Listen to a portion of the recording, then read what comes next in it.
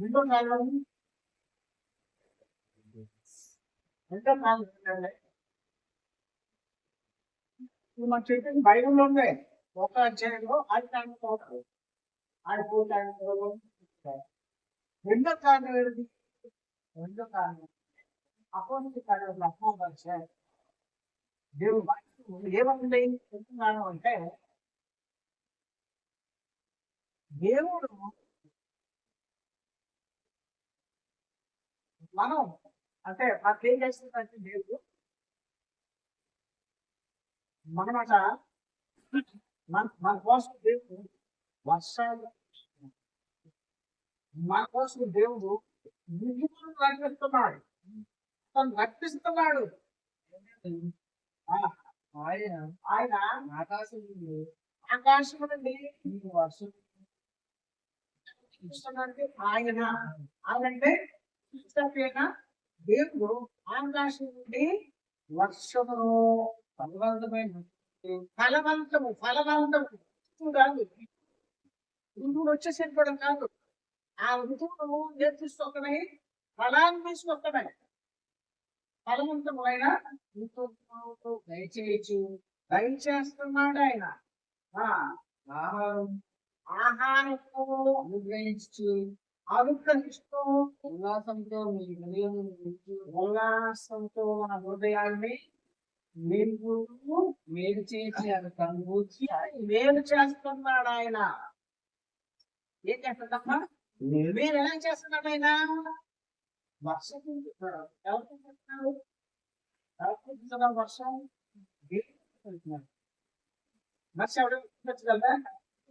దేవుడు చూపిస్తున్నాను అంటే నేను కదా చూపించేస్తున్నాను అని ఎవరికి చెప్పగలరా? మనిషి ఎవరైనా సరే వర్షం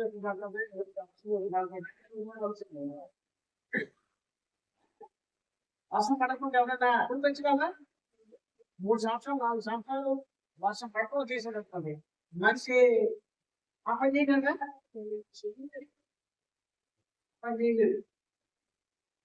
దేవుడు వర్షాన్ని దాని గురించి సాక్ష్యం చూపిస్తూ ఫలవంతమైన ఋతువులు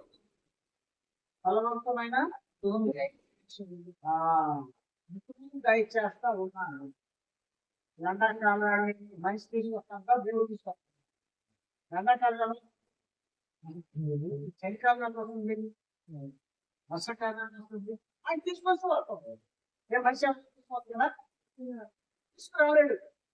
అది వచ్చేస్తున్నాయా?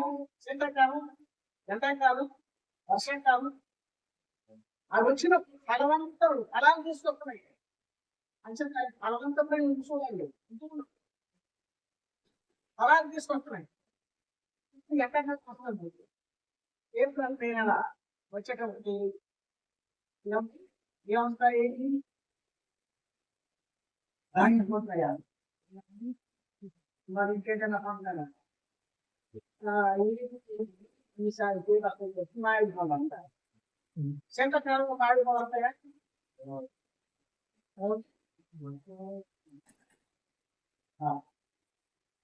కాబట్టి ఆ ఫలాలు తీసుకొచ్చి మనకి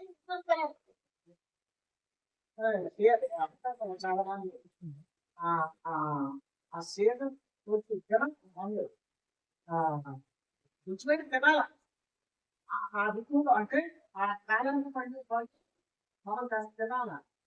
అంటే ఏ ఋతువులో ఏ పంట మనకు ఆరోగ్యం ఇస్తుందో ఆ పంట దేవుడు తీసుకొచ్చి మనకి ఇస్తున్నాడు.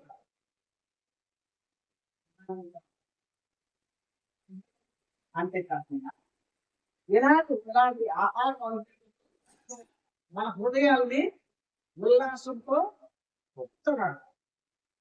ఆహారం ఉంటే ఉల్లాసం పోతారా? ఉంటారా? మరి వస్తుంటే ఉల్లాసం పోతామా? ఆహారం ఉల్లాసంగా ఆ ఉల్లాసంతో ఉంటారు. ఇంకేం కావాలి? కావాలా? ఆహారం లేకుండా ఉల్లాసం ఉంటే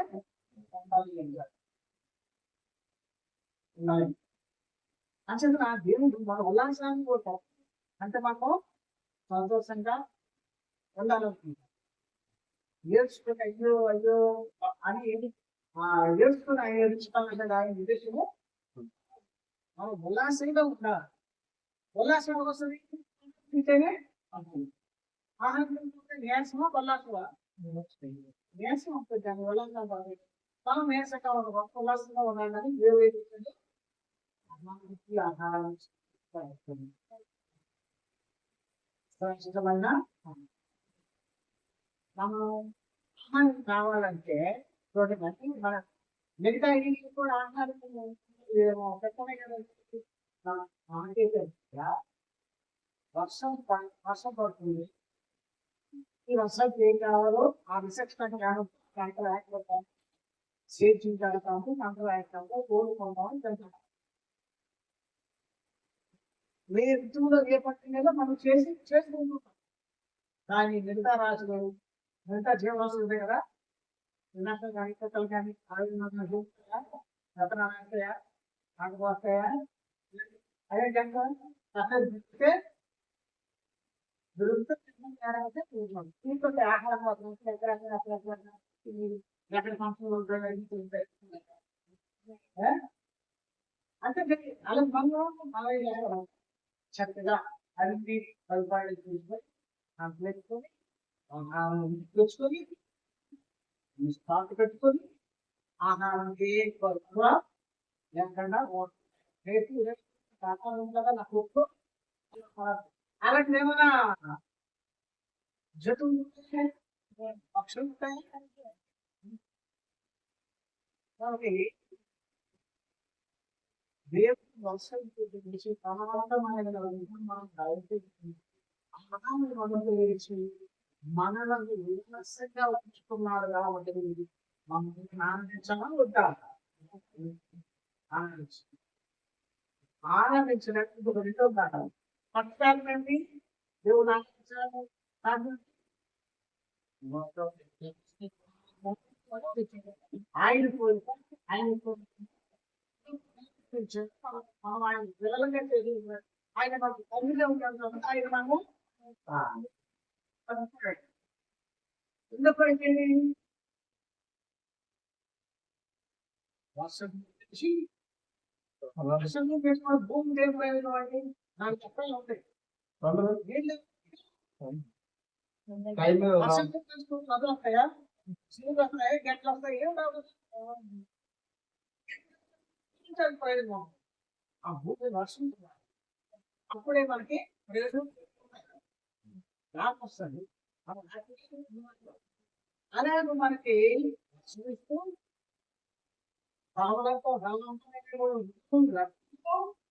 వర్షాకాలం శీతాకాలం ఆయా ఋతువులలో మనం ఏం చేయాలమ్మా మనం ఏం చేయాలా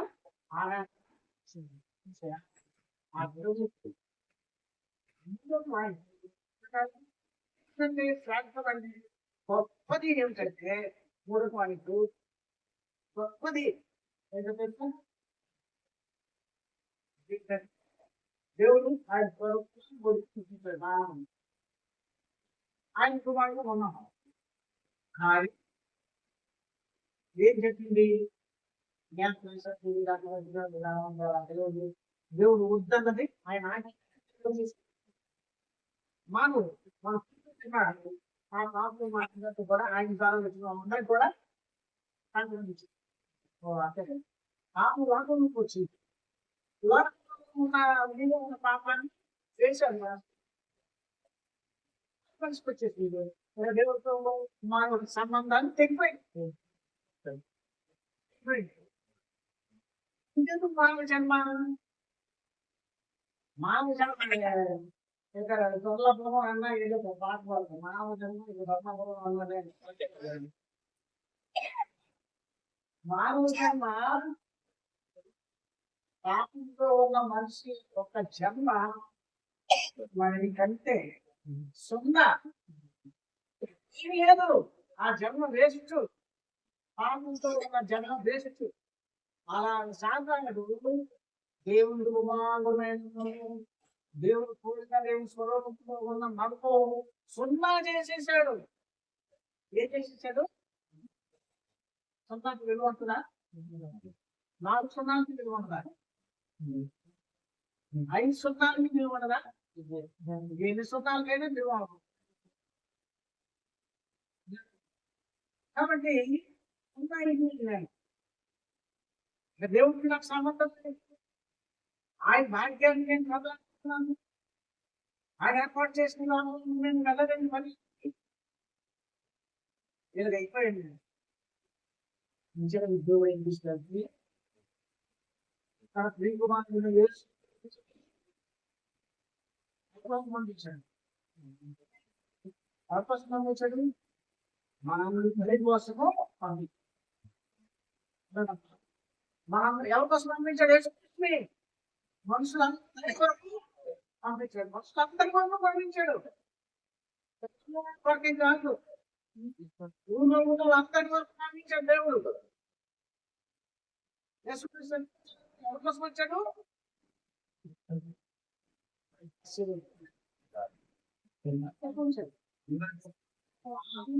వరకు వచ్చాడు ఆయన. పాపంతో ఎవరున్నాడో వాడి కొరకు వచ్చాడు. పాపంతో ఎవరున్నారో వాళ్ళ కొరకు దేవుడు పంపించాడు. ఆయన పరిశుద్ధ రక్తం చేత మనుషులు ఏం చేశాడు? దేవుడు కడిగి వేశాడు.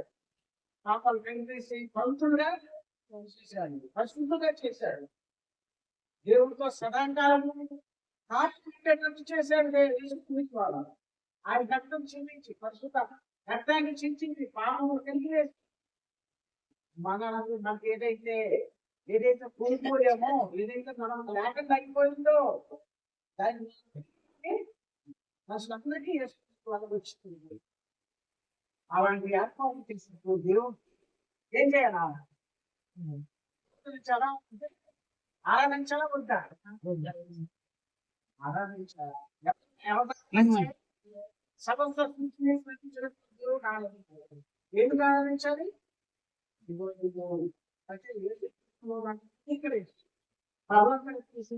మనం అడిగి చేస్తాం. చెప్పాను 3 విషయాలు మనం ఎందుకు ఆరాధించాలో కారణాలు చెప్పాను. కారణాలు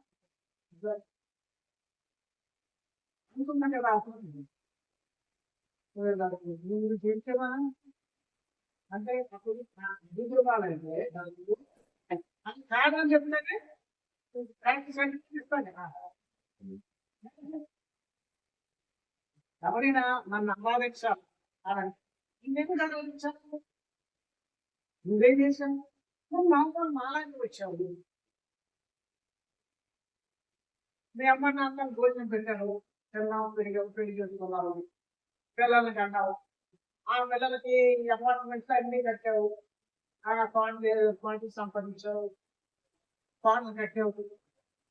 ఆ పిల్లలకి సింహాసనం అంటే ఈ రాజ్యం, ఆ పిల్లలకి పట్ట అంటే పట్టాన్ని శాఖం చేసావు. మా పిల్లలకి నువ్వు చచ్చిపోయి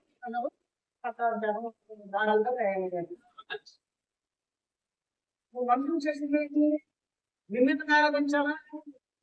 మేము చేసినప్పుడు నువ్వు చేసావు, మిమ్మల్ని ఆరాధించాలి. ఆరాధన కేవలం మనుషులు వచ్చినటువంటి వాడే ఆరాధనకి 5 మంది ఆరాధన